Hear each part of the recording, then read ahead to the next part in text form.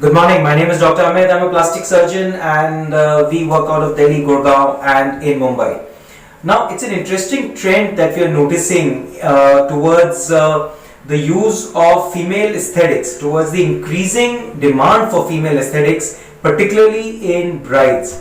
Now, female genital rejuvenation and female breast cosmetic surgery is definitely on the rise, and the largest number of patients are the ones who are in the age group of 25 to 35, and the largest majority of these patients are the ones who are brides, to be married soon, looking for grooms, and who plan to undergo marriage within the next say 3 to 6 months.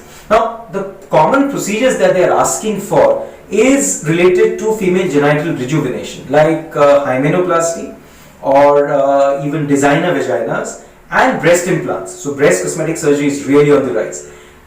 Due to the increasing sort of exposure of breast cosmetic surgery like breast implants, a very large number of young women are opting for it.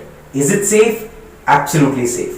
One of the key questions with patients ask, can they breastfeed after breast implant? For sure, they can breastfeed after breast implant.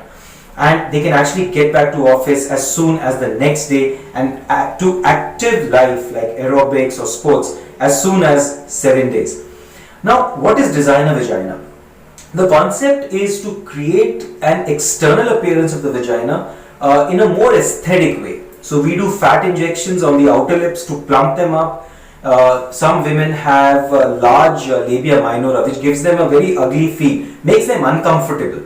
And so we correct that. The procedure is actually called a Barbie doll labiaplasty procedure. Some women want to have hymenoplasty, which means repair of the hymen. They want to be virgins for their special moment after marriage. So for sure, these procedures are really on the rise and they're absolutely safe. And we always advise our patients to only do these surgeries with plastic surgeons who are well experienced in aesthetic surgery.